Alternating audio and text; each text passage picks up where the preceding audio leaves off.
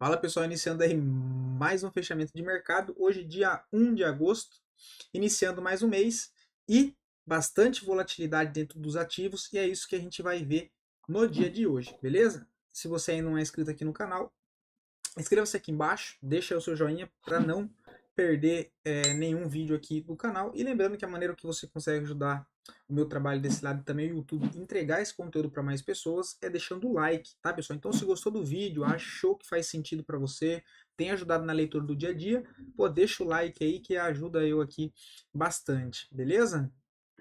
E claro, se não gostou, é justo deixar o dislike, né?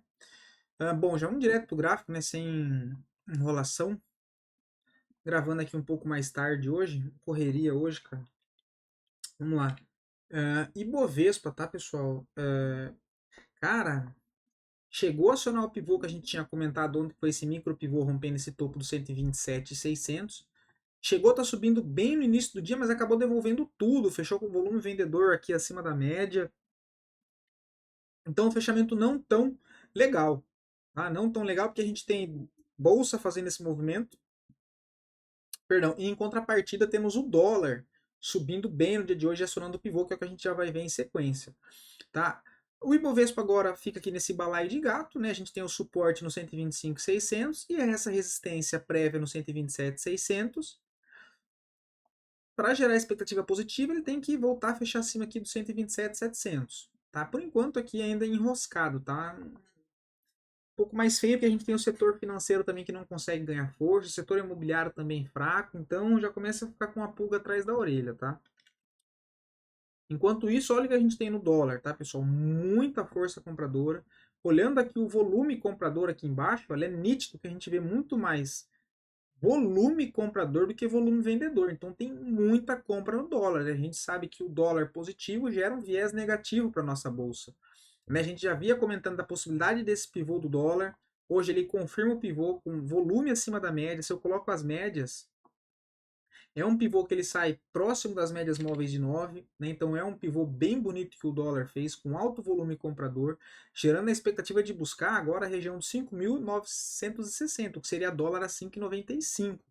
Tá? Se eu jogo aqui para o semanal, aquela questão, tem média móvel de 200, que vale ser levado em consideração, então é o próximo alvo. Antes dos 5.950, os 5.860 também é bem-vindo, que é média móvel de 200. Né? A gente consegue perceber aqui para trás que ela serve de fato como importante zona de resistência e de suporte também, mas nesse caso ela vem, né, embicando no preço, então eu gosto de levar bastante em consideração, né? Amanhã, se ele fecha acima dos 5.738, a gente tem um pivô de alta no semanal, que é esse pivô aqui, olha. Movimentação de alta, correção, rompimento do topo deixado aqui, ele confirma um pivô de alta, aí sugere o alvo da projeção aqui em cima, né, nível de resistência aqui também, mas tem a média móvel de 200 no meio do caminho aqui, tá? Mas viés bem positivo aí para o dólar, hein? Partindo lá fora, deixa eu ajustar aqui, que eu acabei nem arrumando a tela aqui, deixa eu arrumar aqui.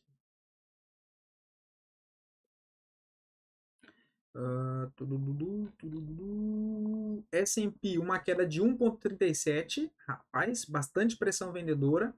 O pullback que a gente estava imaginando anteontem, ele acabou acontecendo hoje, né? Que ele perdeu a mínima. Lembra que ontem eu comentei com vocês, pessoal, se perdesse a mínima do fechamento de ontem, daria uma possibilidade de venda. Né? Quem pegou se deu bem, agora o pivô é só aqui embaixo, no 5.390. Abaixo disso, o alvo é 5.257, próxima zona de suporte. Né? A gente já tem aqui o S&P que quebrou o canal de alta, gerando, né? Ou seja, ele quebrou a estrutura de alta no curto prazo, iniciando o que parece ser uma tendência de baixa no curto prazo e tá com cara de um ombro, cabeça, ombro, né? Olha, ombro, cabeça, ombro, né? O que dá um alvo para cá mesmo, de fato, nessa região. Tá? Então hoje os mercados reagindo aí negativamente. A gente tem o Dow Jones, uma queda de 1,21, também está enroscado nessa região, mas ainda dentro de um contexto mais positivo, dado que o último fundo ainda não foi quebrado, tá? Mas de fato entrando bastante pressão vendedora aqui no Dow Jones. Aí se ele vem e perde esse fundo gera expectativa que ele volte aqui para essa zona de suporte dos 38 mil pontos. Tá? O índice da Nasdaq pancada para baixo, 2,30. E ontem também foi comentado, né? Se perdesse a mínima, depois do fechamento, daria uma venda. Né? Fez o pullback certinho na média móvel de 20 com média móvel de 50. Bonita venda, mas o pivô só é acionado aqui embaixo. Né? Tem que perder o fundo nos 17 mil pontos. Perdeu 17 mil pontos, próximo alvo 16.526. Tá? O que acaba pesando bastante aí, dado que o S&P, né, as bolsas dos Estados Unidos, são aí mais ou menos o reflexo mundial, né? Pelo menos, né? O Grant também fez aqui o processo de pullback que a gente comentou até média móvel, por enquanto segue tendência de baixa. Quem tentou vender aqui, olha, né, o stop está aqui em cima, o alvo lá no suporte dos 77 dólares, né? Tá bem fraco, bastante volume vendedor. DXY enroscado na zona de suporte, né, aqui no 103, 104 dólares. A gente já pode tirar isso aqui, né, parece uma linha mais sucinta seria ligar esses pontos aqui, tá?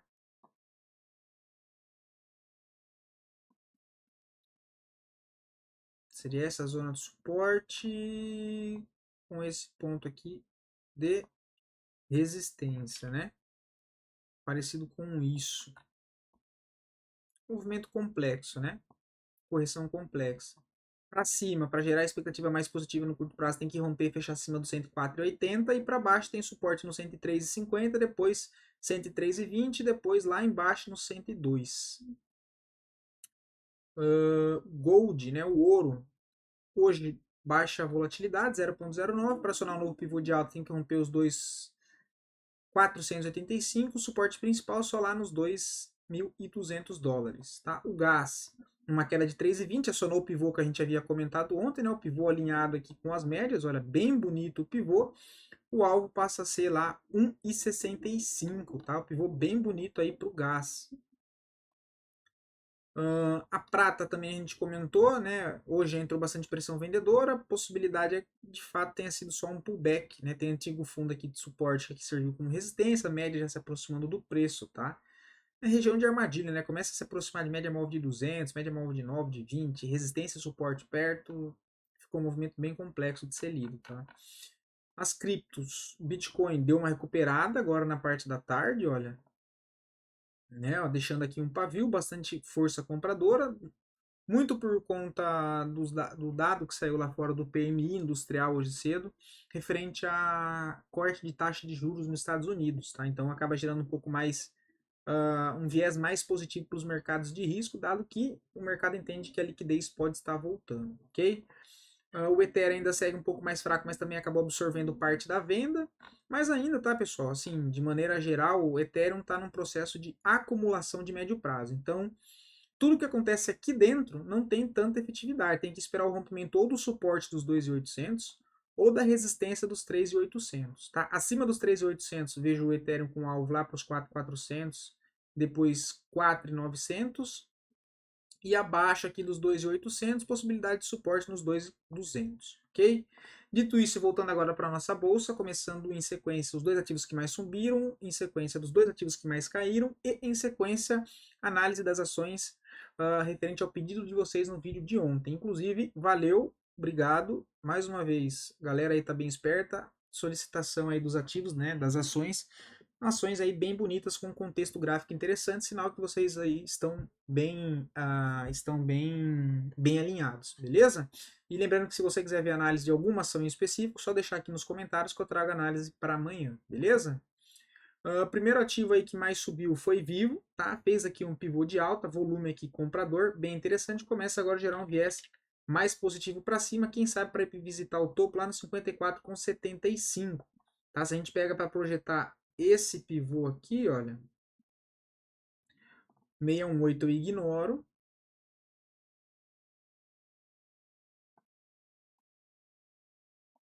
Tá? Próximo alvo 52,89, 54,96. Aqui para tentar alguma entrada, só se fosse pelo intraday dos 60 minutos, alguma correção até a região dos 49,73 e depois pegar no pivô aqui dos 50,91.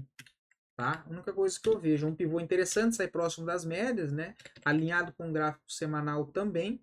Então o papel está bem interessante. Para quem já está comprado, tem um stop técnico no fundo dos 46,73. Ou quiser encurtar mais, 48 aqui, 50, um bom ponto de stop também. VEG3, hoje mais uma alta de 4,30. Lá a gente conseguiu mapear bem, ó, cravou o alvo basicamente lá que a gente havia colocado, né? Que é o alvo aqui do semanal, né? Do rompimento da congestão, olha lá. Alvo no 53,06, ele cravou aqui basicamente. Próximo alvo 57,73. Aqui não vejo mais entrada, quem está dentro é administrar o trade, tá? O stop aqui pelo gráfico diário está abaixo da barra de ontem, lá nos 47,13, tá? Se tivesse posicionado em algum ponto aqui, já faria pelo menos uma saída parcial, ok? Agora os dois ativos que mais caíram, Dexco 3, entrou bastante pressão vendedora, olha, tentou romper LTB junto com média móvel de 200, não aguentou o tranco, bem feio, fechou com um engolfo numa região de topo, né, de resistência, gerando expectativa mais negativa, tá? E o suporte principal só lá no 6,41. O que faria ela reverter esse movimento é se aí amanhã ela vem, né, nos próximos dias, no início da semana que vem, ela vem e rompe a máxima desse engolfo de alta, anulando essa barra e aí sim ganhando bastante espaço para cima, tá? Mas por enquanto não é o que tem, viés bem mais negativo, se tivesse comprado já cairia fora. E não seria tão loucura tentar uma venda aqui, tá? Embraer, apesar da queda de hoje ser o segundo ativo que mais caiu, ainda pode ser só um pullback, dado que, né, apesar da queda de 4%, foi um volume baixo e aqui ainda segue acima da média móvel de 9, que segue ascendente. Então, no rompimento da máxima dessa barra vermelha, se a 9 não virar para baixo, ainda tem movimento para cima. Tá? O alvo do pivô aqui, olha, tá lá nos 46,30. Agora, análise a pedido de vocês. São Martinho, não vejo nada. Tá? Não vejo nada. Papel quebrou a estrutura de curto prazo que era de alta. Por enquanto eu não vejo nada. Quem quer tentar vender um pouco mais arriscado aqui na perda da mínima de hoje, com stop no topo aqui anterior, um stop de 3,73 para ver se consegue arrastar até o suporte dos 25,76. Única coisa. Kepler 3 já está trabalhando aqui dentro do pivô que a gente comentou na entrada dos 10,55. O stop lá embaixo dos 10,01 está rolando. Mas um fechamento hoje também não tão interessante, né? Porque é uma barra que ela rompe o topo, rompe resistência e acaba fechando abaixo com bastante volume vendedor aqui, tal, que demonstra uma certa fraqueza, ok? Não vejo mais nada aí. Quem está dentro é manter o stop lá embaixo. DIR 3 é um papel que trabalha dentro de uma tendência de alta, pode estar fazendo uma correção aqui no gráfico semanal, tá? Então não vejo nada para ser feito. Ficaria de olho aqui em DIR 3 próximo dos 26,60, quem sabe nos R$ 25, para tentar uma compra lá pelo diário, tá? Mas aguardaria uma correção aí, que seria a correção do semanal para se aproximar das médias. Carrefour não vejo nada, por enquanto só pullback. Na perda da mínima de hoje, com stop na máxima, dá uma tentativa de venda, tá? Só que eu acho que um stop curto para Carrefour, de 3%, dado que a volatilidade desse papel é uma volatilidade que em média é 5%. E tá próximo, assim, tá bem embananado, mas no diário tem uma venda, né? Não é uma venda que eu faria, mas tem uma venda. Alos 3, não vejo nada. Para ficar interessante, precisa romper os 22,50 e fechar acima, dado que está em uma congestão, né, de um triângulo, mais média móvel de 200 aqui servindo como resistência. Para ter algo para compra, vejo só aqui acima, né, que ele consiga romper esse ponto de resistência, formar um fundo acima desse ponto de resistência e aí sim armar algo para cima, tá? E tem bastante espaço para trabalhar. Agora aqui preso, não vejo nada. SBFG3 também, a gente comentou lá embaixo aqui desse ativo, né? Olha. Agora está passando por um processo de correção, o gráfico semanal já está mais bonito, tem alvo na média móvel de 200, dos 18,55. No diário não vejo entrada, tá? Aguardaria aqui uma correção para essa região aqui do topo anterior, junto com média móvel de 9, que se fosse para fazer alguma coisa na compra. Quem já está comprado tem um stop técnico aqui embaixo dos 12,97, um pouquinho acima nos 14,02, para tentar carregar até a média móvel de 200 no semanal, tá? E o último ativo, ELET3, que acionou também um pivô. A gente vê volume comprador acima da média, gráfico semanal num pivô próximo das médias. Olha que pivô lindo no semanal, cara. Tem algo para voltar lá para o topo, quem sabe dos 43,56, tá? Para tentar algo no diário agora, só se tiver uma correção, né? Voltar a testar aqui os 39,40 junto com média móvel de 200 nos R$ 39, formar um fundo ascendente para tentar pegar um pivô a favor, mas que de fato já tem aqui um viés mais positivo para a ELET3, tá? Se a gente olha aqui o OBV acompanhando o preço, então bem interessante. Ok, agora referente ao que eu falei ontem do estocástico lento, que é interessante quando dentro de uma tendência de alta, o estocástico lento ele está caindo.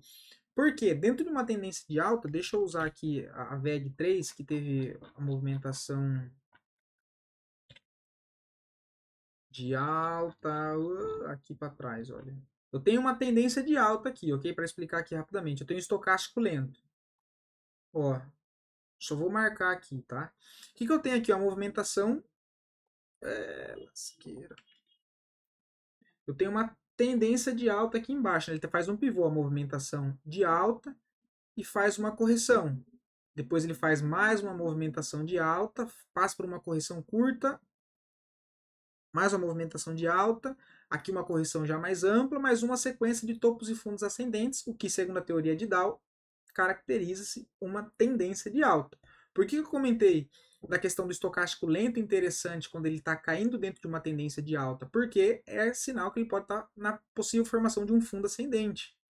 Olha aqui, né? Onde que corrigiu? Ó? Onde marcou esse fundo dessa tendência aqui? Ó? Estocástico lá embaixo, dentro de uma tendência de alta.